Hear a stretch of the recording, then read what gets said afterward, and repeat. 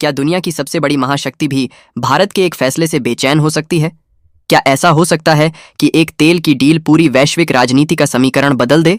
और क्या भारत आज उस मोड़ पर खड़ा है जहां लिया गया एक फैसला आने वाले कई वर्षों तक देश की अर्थव्यवस्था और विदेश नीति की दिशा तय करेगा? दोस्तों, अंतर्राष्ट्रीय राजनीति में दोस्ती और दुश्मनी हमेशा के लिए नहीं होती। यहां केवल राष्ट्रीय हित मायने रखते हैं। जो देश आज आपका सहयोगी है, वही कल अपने हितों के लिए आपके खिलाफ खड़ा हो सकता है। यही वजह है कि हर बड़ा देश अपने फैसले भावनाओं से नहीं, बल्कि फायदे और नुकसान को देखकर लेता है। आज पूरी दुनिया की नजर भारत पर है। वजह है भारत की बढ़ती अर्थव्यवस्था और तेजी से बढ़ती ऊर्जा की जरूरत। भारत रोज लाखों बैरल कच्चे तेल का आयात करता है। ऐसे में अगर कोई देश कम कीमत पर तेल देने की पेशकश करता है, तो स्वाभाविक है कि भारत उस प्रस्ताव का अध्ययन करेगा, क्योंकि सस्ता तेल केवल पेट्रोल और डीजल की कीमतों को प्रभावित नहीं करता, बल्कि महंगाई, उद्योग, परिवहन और करोड़ों लोगों की जेब पर भी असर डालता है। इसी बीच ऐसी खबरों ने अंतर्राष्ट्रीय हलकों में हलचल मचा दी कि ईरान भारतीय कंपनियों को प्रतिस्पर्धी कीमतों पर कच्चा तेल उपलब्ध कराने में रुचि दिखा रहा है।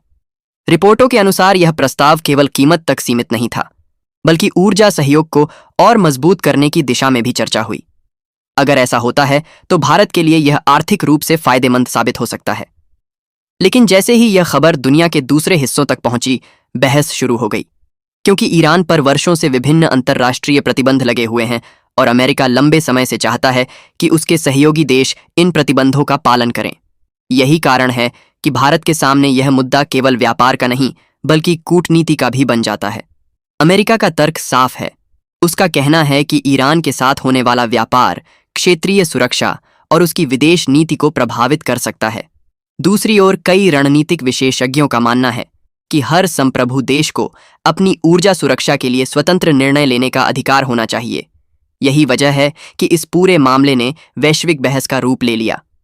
भारत की स्थिति भी आसान नहीं है। एक तरफ दुनिया की सबसे बड़ी अर्थव्यवस्थाओं में शामिल अमेरिका के साथ रणनीतिक साझेदारी है। दूसरी तरफ ऊर्जा सुरक्षा की जरूरत है, जिसे नजरअंदाज नहीं किया जा सकता। भारत ने पिछले कुछ वर्षों में बार बार यह स्पष्ट किया है कि वह अपनी ऊर्जा खरीद का निर्णय राष्ट्रीय हित, तकनीकी आवश्यकता और व्यावसायिक व्यवहार्यता के आधार पर करेगा।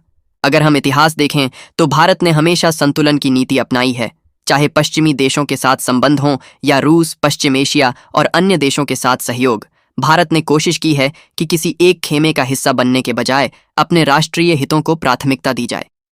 यही कारण है कि आज दुनिया भारत के हर कदम को बेहद ध्यान से देख रही है, क्योंकि भारत अब केवल एक बड़ा बाजार नहीं रहा, बल्कि वैश्विक अर्थव्यवस्था और ऊर्जा व्यापार का अहम खिलाड़ी बन चुका है। इस पूरे मामले में एक और महत्वपूर्ण पहलू है समुद्री व्यापार। दुनिया के सबसे व्यस्त समुद्री मार्गों में से एक हॉर्मुज झलड़ मध्य पश्चिम एशिया से निकलने वाले बड़े हिस्से के तेल के परिवहन का प्रमुख रास्ता है। यदि यहाँ किसी प्रकार का तनाव पैदा होता है तो उसका असर केवल एक या दो देशों पर नहीं, बल्कि पूरी दुनिया के तेल बाजार पर पड़ सकता है। इसलिए इस क्षेत्र में होने वाली हर गतिविधि पर अंतर्राष्ट्रीय नजर रहती है। भारत के लिए यह केवल तेल खरीदने का सवाल नहीं है। यह सवाल है कि आने वाले वर्षों में देश अपनी ऊर्जा जरूरतों को किस प्रकार सुरक्षित रखेगा। क्या वह केवल पारंपरिक आपूर्तिकर्ताओं पर निर्भर रहेगा या फिर नए विकल्पों की तलाश करेगा? यही वह सवाल है जिसने वैश्विक रणनीतिक हलकों में नई चर्चा छेड़ दी है। इसी दौरान भारत और ईरान के बीच ऊर्जा सहयोग, निवेश और क्षेत्रीय कनेक्टिविटी को लेकर कई स्तरों पर बातचीत की खबरें भी सामने आईं। विश्लेषकों का मानना है कि यदि भविष्य में परिस्थितियां अनुकूल रहती हैं तो दोनों देशों के बीच आर्थिक सहयोग और बढ़ सकता है। हालांकि अंतिम फैसला हमेशा बदलती अंतर्राष्ट्रीय परिस्थितियों और नीतियों पर निर्भर करेगा। लेकिन कहानी यहीं खत्म नहीं होती, क्योंकि इस पूरे घटनाक्रम के पीछे एक ऐसा रणनीतिक प्रोजेक्ट छिपा है जो केवल तेल का नहीं, बल्कि पूरे एशिया के व्यापारिक नक्शे को बदलने की क्षमता रखता है।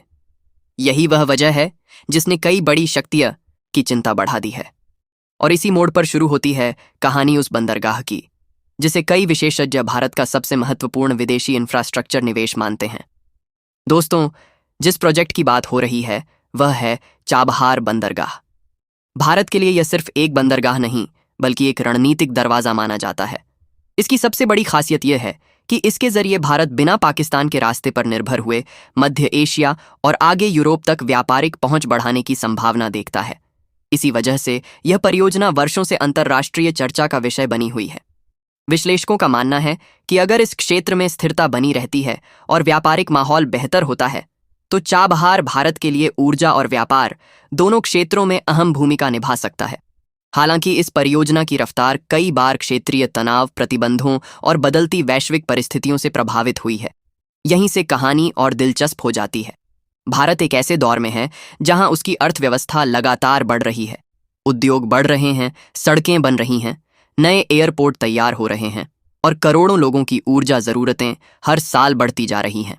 इसका सीधा मतलब है कि आने वाले वर्षों में भारत को और अधिक कच्चे तेल और गैस की आवश्यकता होगी। यही कारण है कि भारत ने हमेशा अपनी ऊर्जा आपूर्ति को कई देशों में बांटकर रखने की नीति अपनाई है।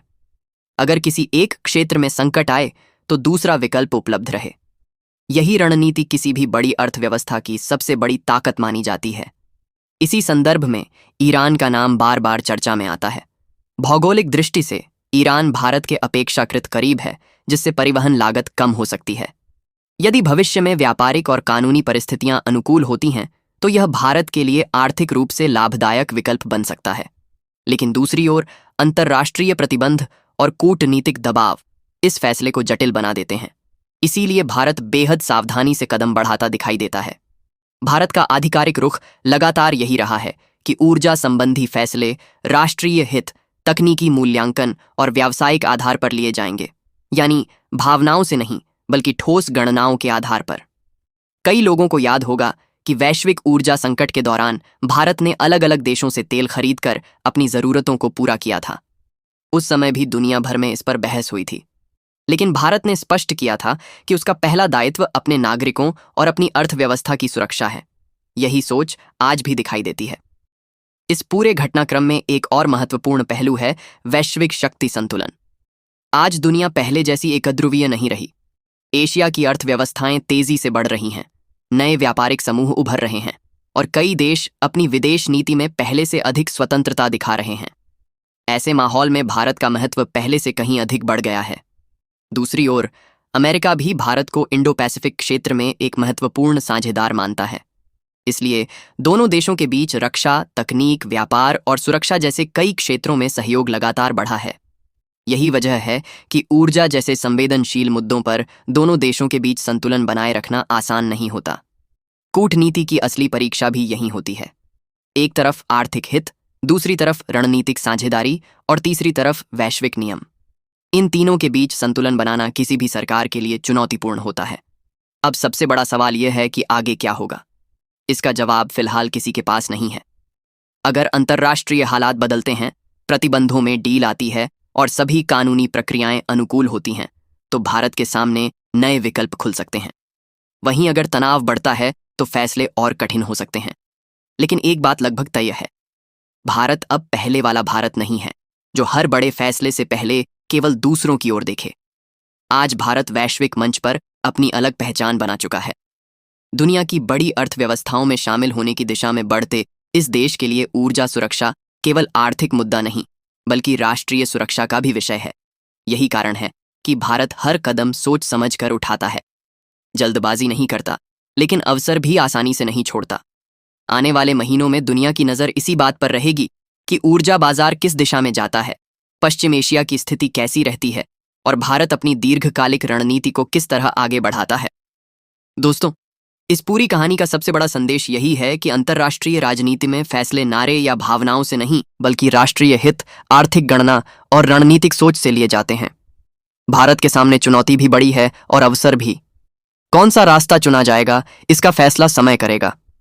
अगर आपको ऐसे गहराई से समझाने वाले अंतर्राष्ट्रीय विश्लेषण पसंद हैं तो वीडियो को लाइक करें, चैनल को सब्सक्राइब करें और अपनी राय कमेंट में ज़रूर लिखें। जय हिंद।